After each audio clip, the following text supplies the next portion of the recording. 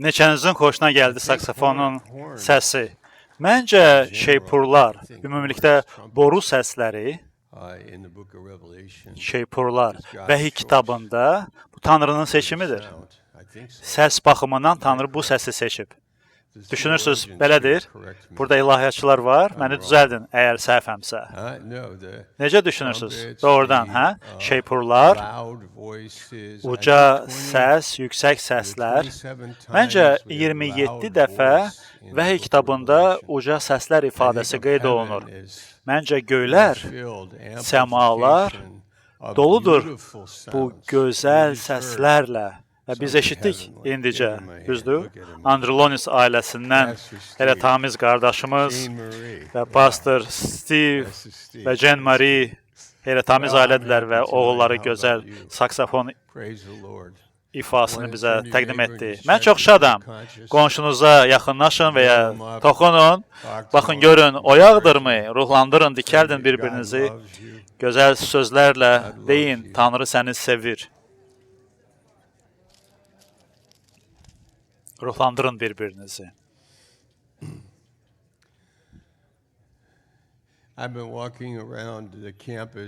Mən kilsəmizin binasında otaqları gəzirdim və insanları düşünürdüm. Tanrının hüzuru burada, bizim aramızdadır. Kilsəmizin orta məktəbi var, xoşuma gəlir ora getmək.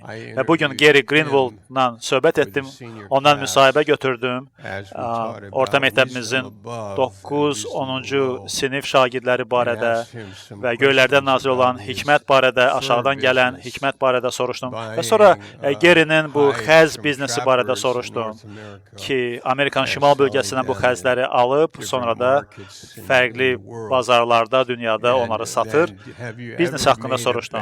Dedim ki, olub ki, biznesində səhv və ya pis qərar çıxardasan, ey Gary.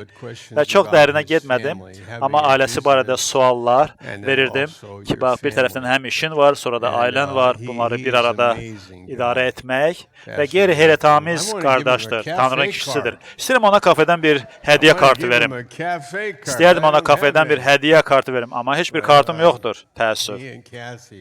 Və Gary və Kathy, alqışlayın onları, heyrətamiz cütlüydülər. Tanrıya şükür olsun onlara görə.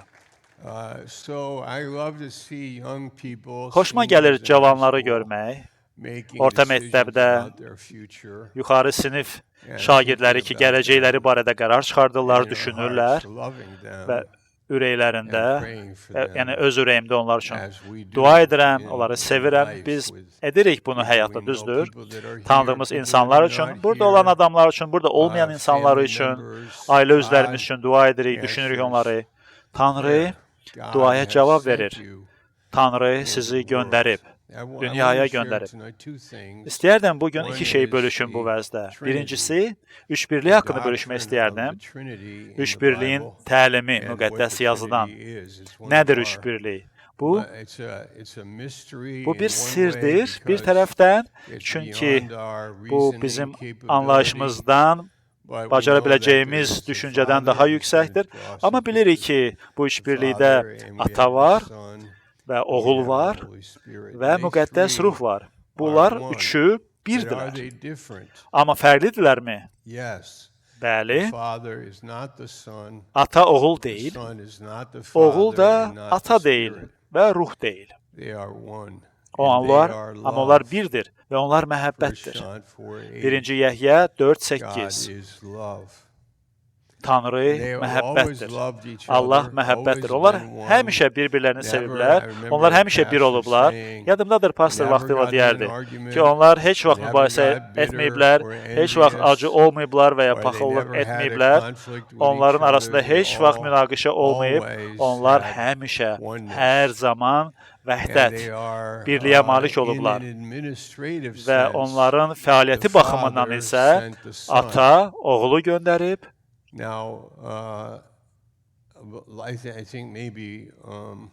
Düşünürəm,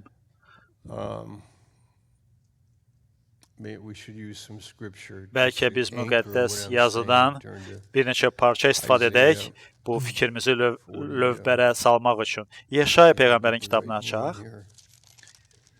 Yeşaya Peyğəmbərin kitabı 48-ci fəsil, 16-cı bənd və 17-ci bəndə baxacaq. Çox xoşuma gəlir, çünki biz müqəddəs kitaba daxil oluruq və xoşuma gəlir ki, biz müqəddəs kitabı öyrənirik və Evri, çox sağ ol ki, bugün kilsədə İyanı üçün sözlə bölüşdün, gözəl bir fikir bizi aşıladın. Yeşaya 48-16-ya baxaq. Deyir, mənə yaxın gəlin, bunu dinləyin. Başlanğıcdan bəri mən açıq danışmışam, yəni gizli danışmamışam. O vaxtdan indiyədək orduyam. Xudavənd Rəbb indi məni və ruhunu göndərdi.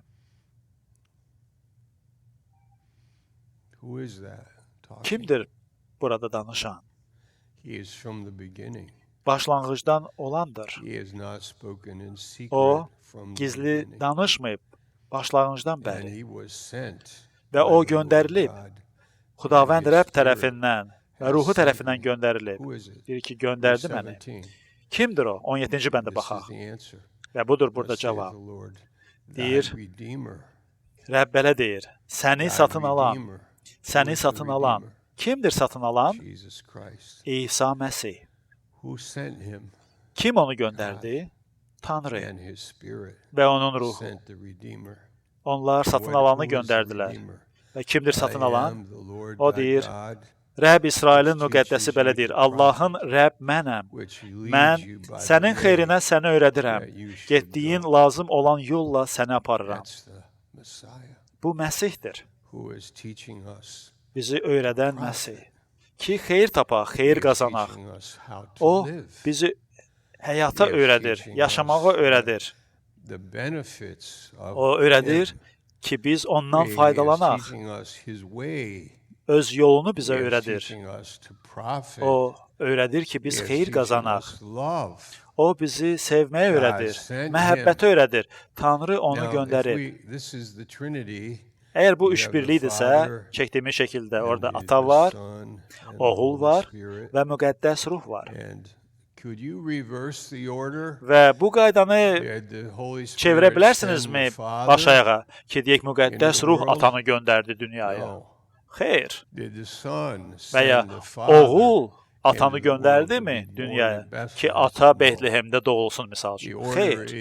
Yox, qayda müqəddəs yazıda yazılan qaydadır ki, üç birlik, yəni ata, o qabaqcadan bilib, qabaqcadan təyin edib bizi. Ata qərar çıxarıb və oğul göndərilib ki, bizi xilas etsin, bizi satın alsın, öz qanını töksün, bizi xilas etsin.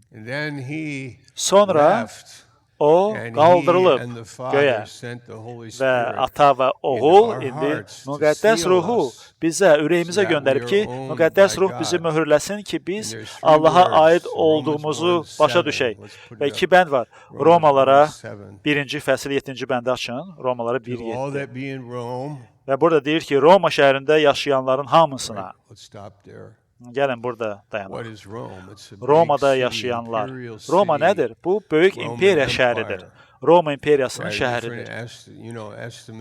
Və fərqli təxminlərə görə fərqli sayılar orada göstəriliblər, amma bütün imperiyanın böyük şəhərlərindən biridir və çox bütpərəst şəhəridir.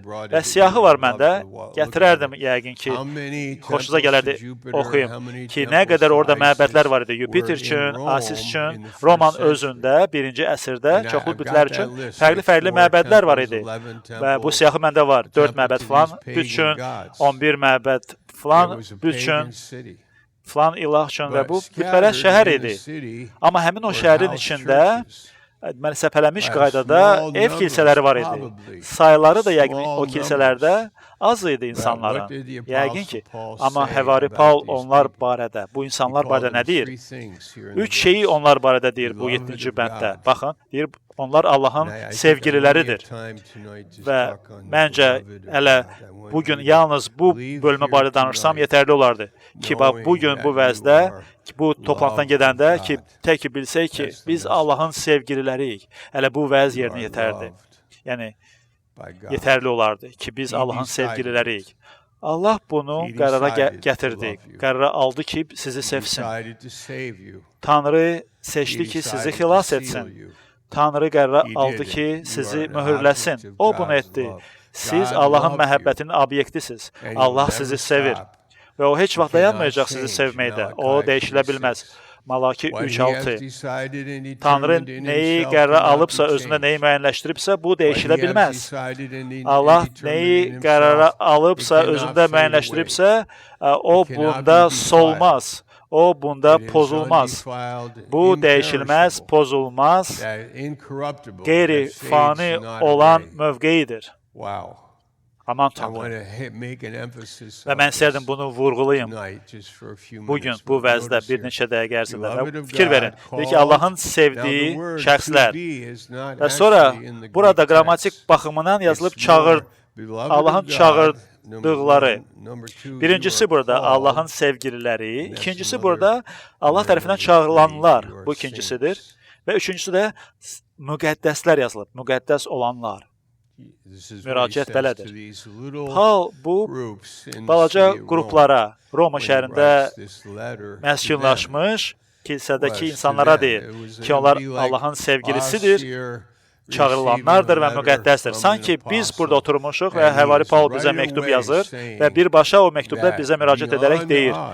Deyir ki, bizim bacarımızdan daha yuxarı, daha irəli, həyati vəziyyətlərimizdən daha kənarda, daha hüdudları aşan deməli, sahədə sadəcə düzünə, birbaşa o bizə deyir ki, siz Allahın sevgililərisiniz. Allah sizi çağırıb və siz Allahın müqəddəslərisiniz. Bu üçü. Və bilirəm ki, Katolik kilsəsində, mən uşaqlıqda ora gedib gəlmişəm və sizlər də bəziləriniz, Katolik kilsəsi müəyyən kateqoriyalı insanlara müqəddəs yalnız deyir. Amma əhd-i-cədiddə belə təlimimiz yoxdur. Siz müqəddəssiniz. Bu o deməkdir ki, siz Tanrı üçün ayrı götürülmüsünüz, Tanrınınsınız və Tanrı sizi satın alıb və siz Tanrının sevgililərisiniz. Və uzun vəz olmayacaq, amma gəlin bunu davam edək. Gəlin yazaq. Allahın sevgililəri. Matta 3:17. Məsih su vəftizindən keçəndə göylərdən bir səs gəldi və bu səda deyirdi, bu mənim sevimli oğlumdur, ondan çox razıyam. O, ata tərəfindən sevilib, İsa Məsih. Eyni söz, sevimli sözü bizim üçün istifadə olunub ki, biz Tanrı tərəfindən sevilmişik. Axı, necə biz eyni kateqoriyaya şamil edə bilərik Allahın oğlu ilə birlikdə? Çox yaxşı sualdır, hə? Olmamalıydıq o kateqoriyada, amma Allah bizi ora şamil edib. Biz qabaqcadan təyin olunmuşuq, biz seçilmişik, biz xilas olmuşuq. Ata bunu edib, oğul bunun qiymətini ödəyib və müqəddəs ruh da bizim içimizdə yaşayır ki, bizə şəhadət etsin ki, bax, bu həqiqətdir. Bu doğrudur. Siz Allahın sevgililərisiniz, əbədi sevgi ilə sizi sevir və bu heç vaxt dəyişilməz. Heç nə baş verə bilməz ki, bunu dəyişsin. Yeremiya 31:3. Mən səni əbədi məhəbbətlə sevmişəm. Başqa fikir ki, Yaqub və Esav, onlar ana bətnində mübarizədə idilər, kim birinci doğulacaq. Esav birinci doğuldu və Yaqub da onun topuğundan yapışaraq çıxdı ana bətnindən və deyilir ki, Tanrı Yaqubu seçdi. Tanrı Yaqubu seçdi. Yaqubu sevdim. Malakiya 1:2. Yaqubu sevdim, Esava isə nifrət etdim yazılır orada. Kim bu qərarı çıxartdı? Deyilir ki, onlar doğulmadan qabaq artıq qərar verilmişdi Tanrı tərəfindən. Eyni şeyi özümüz barədə deyə bilərik ki, biz hətta mövcudluqdan qabaq Allahın ağlındaydıq. O qərara aldı özü-özlüyündə ki, biz onun övladı olacağıq, ki, biz seviləcəyik. Elə bir məhəbbətlə ki, heç vaxt darda qoya bilməz. Baxmayaraq ki, biz günahkarıq, baxmayaraq ki, biz düşürük, baxmayaraq ki, özümüzü məyus edirik və çox məyus edirik. Ola bilsin ki, başqa adamları məyus etmişik, amma yenə də biz Tanrını məyus edə bilmərik.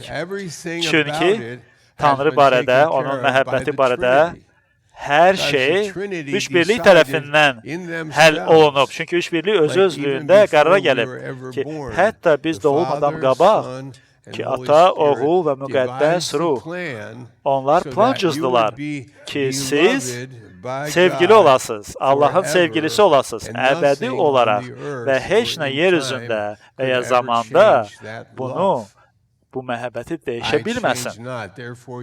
Allah deyir, mən dəyişilmərəm.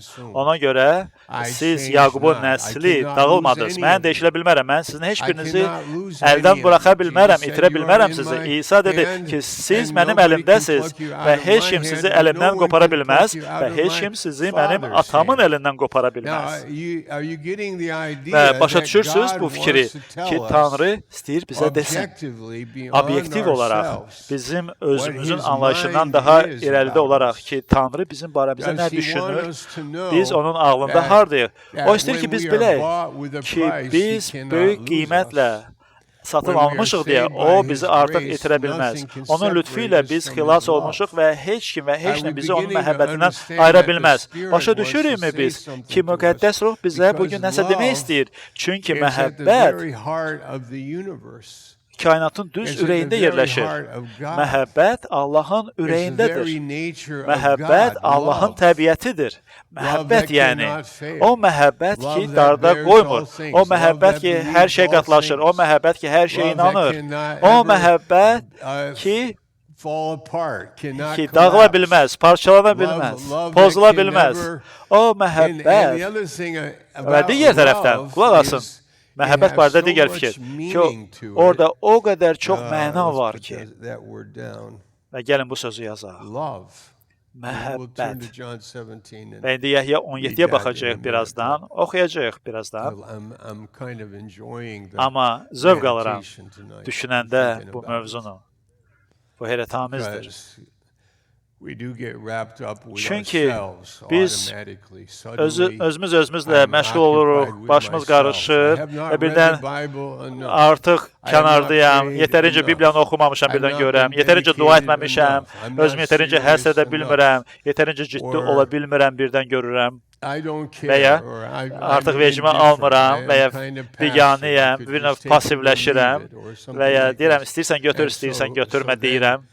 Sonra olub ki, Ümumdünya Guinness Rekordlar kitabı oxumusunuz orada. Və bəzi orada saçma şeylər insanlar edir ki, deyir ki, bax, məndə orada görəm ki, rekord var ki, bir ayağında ən uzun vaxt kim atlanacaq dünyada, bəşəriyyət tarixində.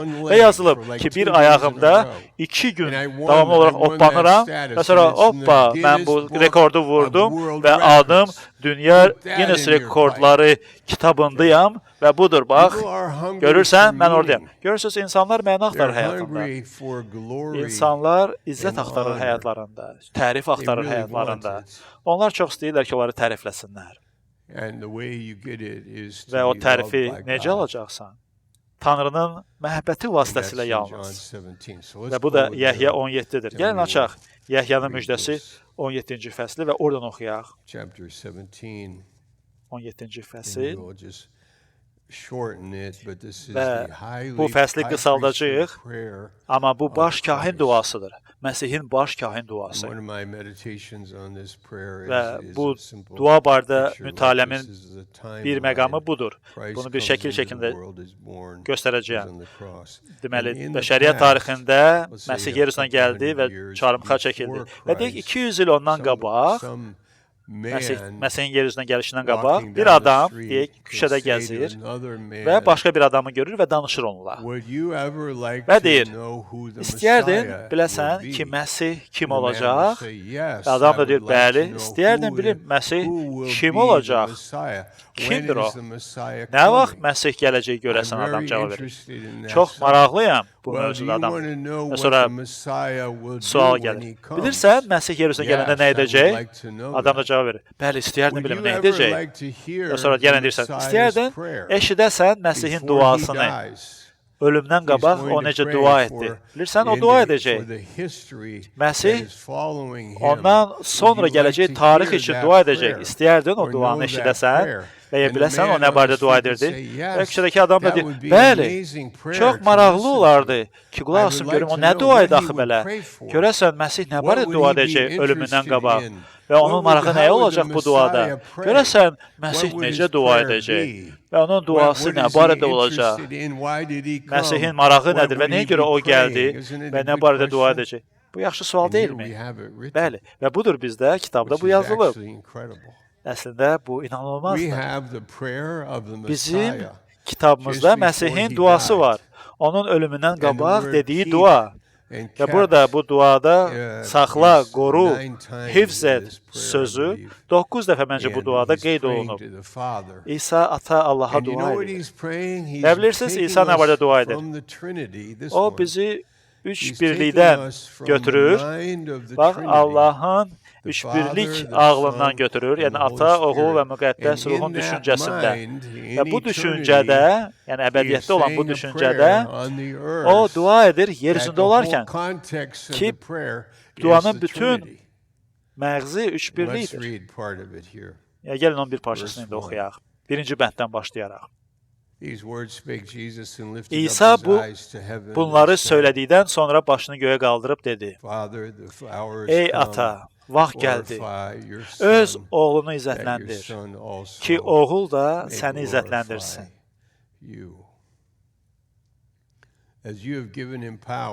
Sən ona bütün bəşər üzərində səlahiyyət verdin ki, ona verdiyin şəxslərin hamısına əbədi həyat versin. Əbədi həyat budur ki, səni, yeganə, həqiqi Allahı və göndərdiyin İsa Məsihi tanısınlar. Aman Tanrım, Məsih burada deyir ki, ata, qayıdıram, gəlirəm izzətində olmağıma. Ki, səninlə o izzətin var idi və qayıdıram ora.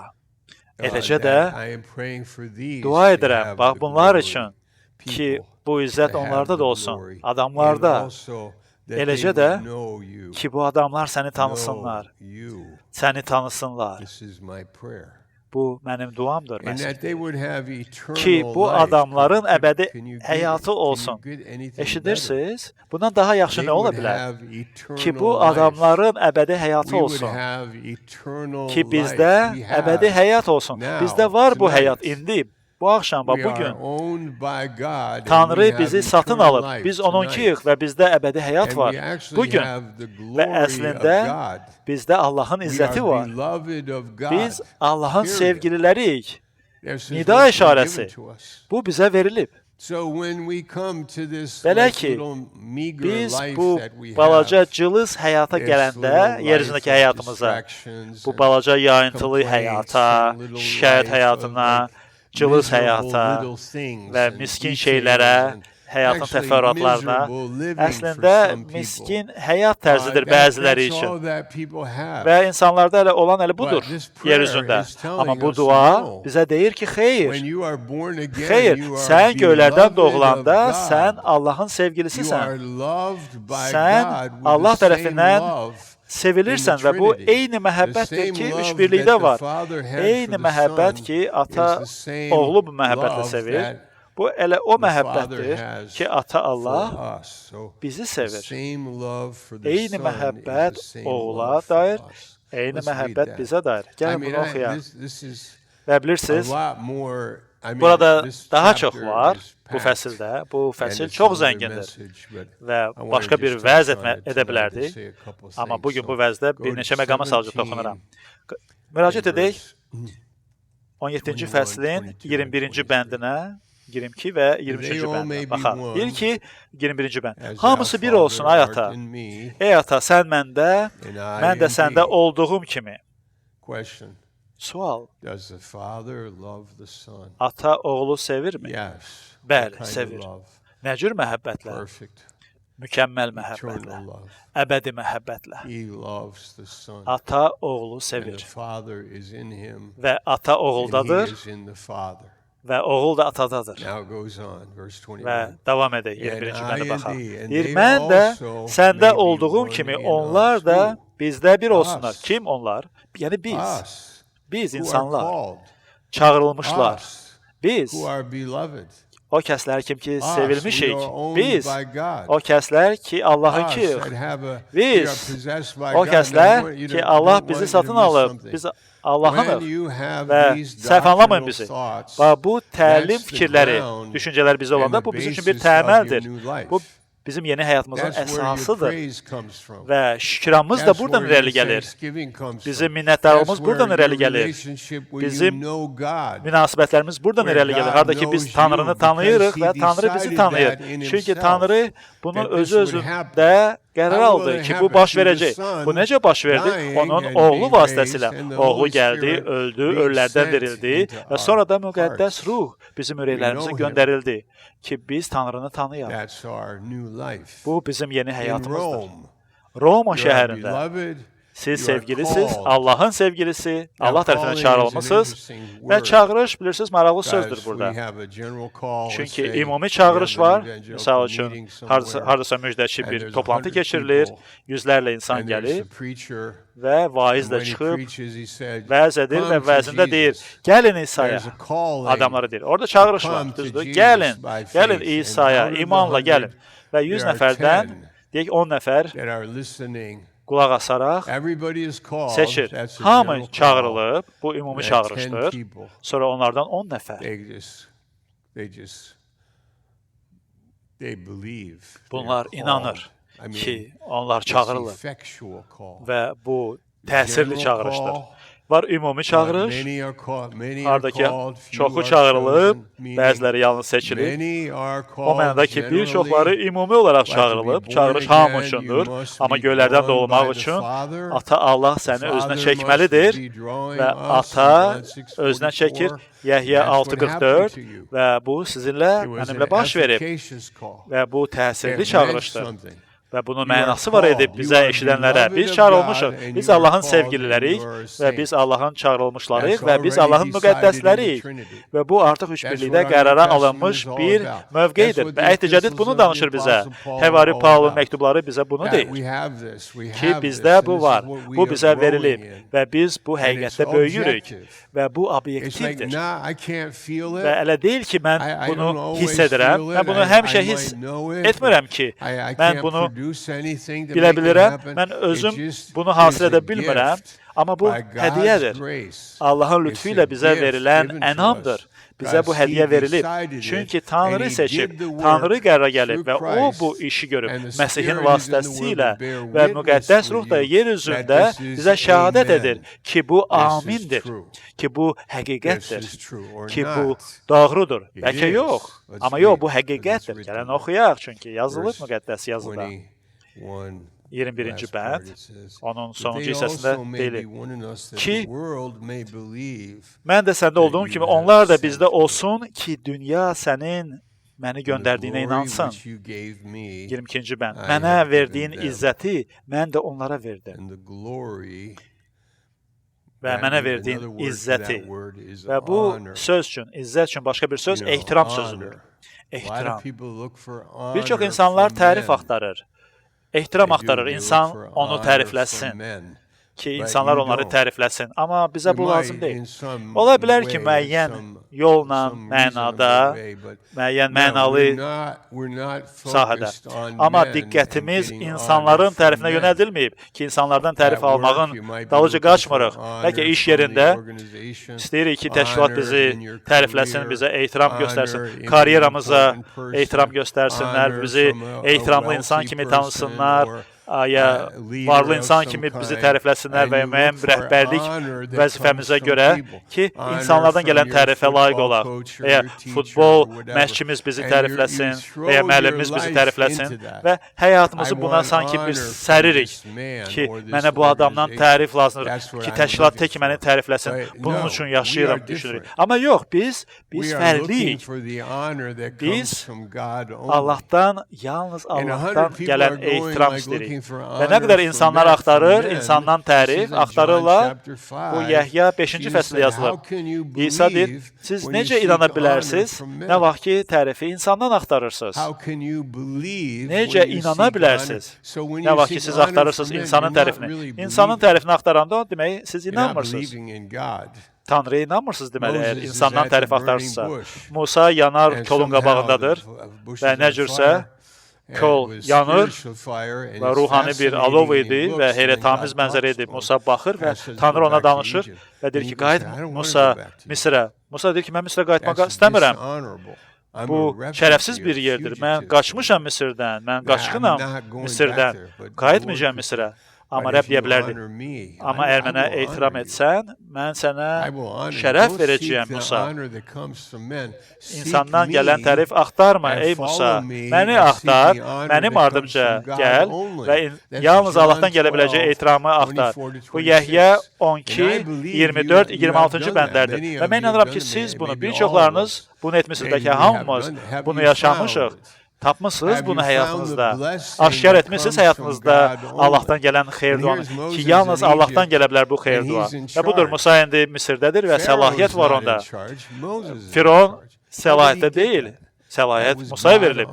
Bu necə oldu? Çünki Tanrı ona ehtiram göstərdi. Tanrı Musanı çağırdı. Tanrı Musaya ehtiram göstərdi və Musa səlahiyyətlidir. Hey Firon, özünü yaxşı aparmazsan, başına bəla gələcək. Bax, qurbağalar gəlir ha, qan gəlir ha başına, milçəklər gəlir ha başına və o bəlalı kasalar gəlir ha başına. Hava dəyişəcək ha Firon. Çünki Allah bu səlahiyyətini verib Musaya və o istəyir ki, xalqı Misirdən çıxsın. Və bax, bu cür şey, harada ki, Tanrı istəyir bizə, o bizə bunu artıq verib, bizi sevməklə bizə bunu artıq verib və biz də bunu şəxsi həyatımızda yaşaya bilirik. Gəlin 22-ci bəndə baxaq, ikinci hissəsinə. Deyir ki, onlara verdim ki, biz bir olduğumuz kimi Atacan, onlar da bir olsunlar. 23-cü bənddə bitirəcək. Deyir ki, İsa deyir, mən onlardayam, sən də məndəsən. Mən onlardayam, mən onlardayam. Və deyin qonşunuza, deyin ki, Məsih səndədir. Məsih səndədir. Mən onlardayam. Mən onların içindəyəm. Bəli, mən oradayam. Onların içində. Mən onlardayam. Sən də, ay ata, məndəsən. Ata oğuldadır və oğul bizdədir. 23-cü bəndə baxın. Sən də məndə olmaqla, bütünlüklə, yəni kamilcəsinə bir olsunlar. Və bəzən mən hiss edəm ki, məsim bədənində bacı qardaşlarıma çox yaxınam və öz ailəmə əvvəllər getməzdim. İndi gedirəm ailə özlərimin yanına, çünki hamımız imanlıyıq. Amma əvvəllər yeniyetmə olanda, sonra imana gəldim. Ailəmi sevirdim, amma onlarla eyni münasibətlər yox idi. Təbii ki, yox idi, çünki onlarda bu ruhani ünsiyyət yox idi və Allahın kəlamının təlimi yox idi. Amma Allahın kəlamının təlimi bizə təsir göstərir. Müqəddəs yazının təlimi bizə təsir göstərir. Həyatımızı dəyişir, bizə ehtiram hissini aşılayır. Həqiqət ki, Allahdan gəlir, o həqiqət ki, bizi dikəldir, bizə həmin o hissi aşılayır ki, biz sevgiliyik, Allahın sevgilisiyik və bu həyatımızın başlanğıcıdır. Bu üçbirliyin töhfəsidir ki, ata oğlu sevir və vəssalam. Ata oğlu sevir və oğul bizi sevir və oğul atanı bizə gətirib və ata oğuldadır, oğul bizdədir. Biz birik, kamilcəsinə, hansısa sirli bir yolla birik və biz bu birlikdə böyüyürük, yetkinləşirik və bizdə bu his var ki, Allahdan olan ehtiram var məndə və Allahın izzəti məndə var və his var ki, bizdə Allahın biliyi var ki, biz anlayışda böyüyürük, həyat barədə anlayışımız artır və yerə gəlmişkən biz göylərə gedirik. Heç fikir vermişsiniz ki, ki, bizim kilsəmiz yaşlanır. Hiss eləmisiniz, görürsünüz. Baxın ki, yaşlı adamlar var kilsəmizdə və kilsə yaşlanır. Amma eləcə də cavanlaşır. Çox sağ olun, bax, orada 3 nəfər cavanımız var hardasa. Yox, cavanlarımız çoxdur və Federal Hill kilsəmizdə daha çox cavanlarımız var. Şükür Tanrıya. Və bu davam edir və şükür Tanrıya. Mən çox minnətdaram Tanrıya. Çox şükürlüyəm bu həsr etməyə görə və Tanrı ilə gəzintimizə görə. Amma bilirsiniz bunun mənası nədir? Ki, yaşlanırıq, ki, ölürük. Biz İsa ilə görüşəcəyik. Bəli, görüşəcəyik onunla. Və əgər biz bu yer üzündə həyatda imanla yaşayırıqsa, bu birlikdə yaşayırıqsa və bu məhəbbətdə yaşayırıqsa, onda biz Allahı izzətləndiririk. Və bu bizim istəyimizdir. Ata, izzətlə, Atacan, ki onlar başa düşsün ki, sən həyatsan, ki, Məsih ölülərdən dirilib. Ata, ki, onlar sənin hikmətini anlasınlar. Həyat tərzimiz, bir-birimizi sevməyimiz, ailəmizi böyütməyimiz, yetişdirməyimiz, pul qazanmağımız, əzab çəkməyimiz, ağır vəziyyətlərdən keçməyimiz və ruhda yaşamağımız, bir-birimizi bağışlamağımız və sənin adını çağırmağımız, sənə iman etməyimiz. Niyə görə biz bu cür yaşayırıq? Çünki Roma şəhərində və yeri gəlmişkən xristianlıq böyüdü və ötdü bütpərəstliyi. Çünki bütpərəstlikdə mesaj yox idi. Bütpərəstlik öldü, yandı. Çünki boş idi. Çünki bu işləmir, qüvvətsizdir. Çünki orada qüdrət yoxdur. Bütpərəstlik öldü. Çünki orada heç bir mesaj yoxdur. Orada Məsihin bədəninin həyatı yoxdur. Orada Allahın ruhu yoxdur. Allah bütpərəstlikdə yoxdur. Sadəcə yalanlar idi bütpərəstlikdə. Bu dünyadır. Amma xristianlıq böyüdü. Və universitetlər gəldi və sonra hökumətlər gəldi. Və 2000 il tariximiz var artıq kilsə tarixində. Və görürük bu duada İsa Məsih dua edir gələcək üçün. Və o bilir ki, Tanrı ata nə edir? Çünki o deyir ki, mən hər zaman atamın nə iş gördüyünü görürəm. Bu Yəhyə 5:19. Üzr istəyirəm vaxta görə, bitirməliyəm artıq birazdan, amma bir neçə şey də deyim və bununla bitirəcəyəm. Və kimsə amin deyə bilərmi? Deyirsiniz, amin. Aha, biraz belə narahat edim. Amma yox, bir dəqiqə, itirmək istəmirəm fikri. Nə barədə danışırdım? Amma itirdim fikri. Aha, Yəhyə 5-ci fəsil, düzdür. Mən həmişə atamın nə iş gördüyünü görürəm. Heç kim bu bəndi izah elə bilmir. Və kommentariyada oxuya bilərik, şərhləri, amma izah verilmir.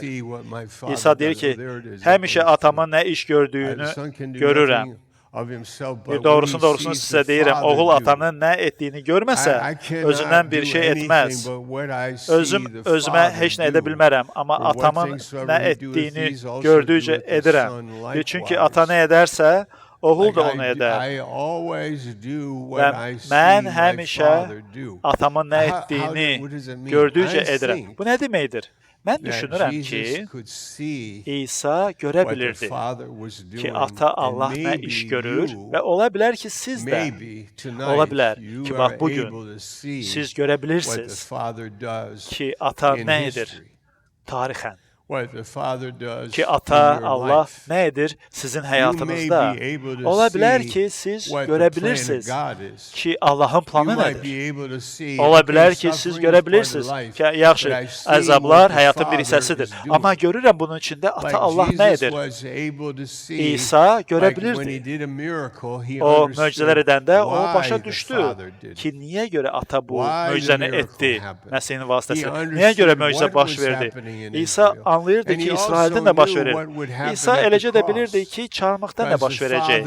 Çünki ata bu işi görürdü. Ata onu çarmıxa göndərirdi. Və İsa Məsih zövq alırdı bu mənzərəni görməkdən ki, ata Allahım nə edir. Çünki o bunu anladı. O başa düşdü, ata nə edir. Və bu böyük fikirdir ya. Məncə, bu doğru bir fikirdir. Düşünün bunu. Amma demək istədiyim şey və bəzi də bununla bitirmək istəyirəm ki, məhəbbət barədə heyrətamiz fikir var burada sizin üçün və mənim üçün. Və bu da 23-cü bəndədir. Yəhya 17:23 və bununla bitirəcəyəm. Deyilir ki, mən onlarda, sən də məndə olmaqla bütünlüklə, kamilliklə bir olsunlar ki, dünya sənin məni göndərdiyini, məni sevdiyin kimi onları da sevdiyini bilsin. Ki dünya görsün, bilsin ki biz insanlar Allah tərəfindən sevilmişik, eləcə də ki eyni məhəbbət ki ata Allah oğlu üçün hazırlayıb, onu sevir, eyni məhəbbətlə də ata Allah məni sevir, səni sevir. Eyni məhəbbətlə. Hey, sabah səhər yuxudan oyananda deyin. Deyin ki, mən Allahın sevgilisiyəm. Allah oğlunu, İsa'nı sevdiyi kimi məni sevir. Mən ata Allahın sevgilisiyəm. O, daha böyük məhəbbət yoxdur ki, məni sevsin. O, məni şərtsiz, böyük və əbədi məhəbbətlə sevib. Öz oğlunu sevdiyi kimi eyni məhəbbətlə ata məni sevir. Aman Tanrım. Bu nə deməkdir? Bu o deməkdir ki, siz göylərə gedəcəksiniz, ki, sizin əbədi həyatınız var. Bu o deməkdir ki, Allahın izzəti var sizin üzərinizdə, bizimlə birlikdə. Bu o deməkdir ki, bizdə Allahın biliyi var, biz Allahın övladlarıyıq. Bu o deməkdir ki, bizim böyümək üçün yerimiz var. Və biz demirik ki, mən dünya Guinness rekordları kitabçasında olmaq istəyirəm ki, məni kimsə tərifləsin. Ya, bu nədir axı artıq? İnsan ürəyi üçün. Yəni, insan ürəyi nədən xoşallanacaq, məmnun olacaq və düşünəcək ki, o, rekordlar çox vacibdir. Amma insan ürəyi nədir? Tanrı deyir ki, mən ölmə qalib gəlmişəm. Tanrı günahı aradan götürüb. Tanrı mənim adımı əbədi həyat kitabına yazıb. Tanrı mənə öz ruhunu verib. Tanrı bizi göylərdə, səmavi yerlərdə əyləşdirib. Tanrı bizi ilahi məqsədlə məhz edib. Tanrı bizi dünyaya mesajla göndərib. Və zövq alın bundan və gəzin bunda və öyrənin Tanrının kimliyini və tanıyın Tanrını şəxsi yolla. Çünki üç birlik bunu artıq qərara alıb. Üç birlik özü özlüyündə qərara gəlib ki, biz sevgili olaq Tanrıya və biz onun lütfünün obyekti olaq. Tanrının mükəmməl iradəsinə müvafiq olaraq. Amin. Amin. Lütfən mənimlə birlikdə dua edin. Lord, the point tonight is just to love. Və bu vəzin məğzi fikir odur ki, ay Allah, ki, mən sənin sevgilin olum. Və əgər siz eşidirsinizsə bu duanı, bu vəzi, İsa'nı həyatınıza elə çağırmamısınızsa, bugün, bu an İsa'nı ürəyinizə, həyatınıza çağırın və İsa'ya iman edin. O sizi xilas edəcək. Bu ümumi çağırışdır, indi edirəm. Amma bunun təsiri var. Sizə, əgər siz ürəyinizdə desəz ki, ey Tanrım, ey Allahım, sənə ehtiyacım var, sənə etibar edirəm, sənə inanıram, məni xilas et və o sizi xilas edəcək. O sizin duanıza cavab verəcək. Müqəddəs yazıda yazılanlar bizim üçündür. Eyni söz ki, sizin üçün də yazılıb İsa Məsihə iman edənlər üçün. Və bugün dua edin, İsa'nı ürəyinizə qəbul edin, lütfən. Bu sizin qərarınızdır. Tanrının lütfü ilə və onun adıyla amin deyirik. Çağırın İsa'nı ürəyinizə və deyin amin.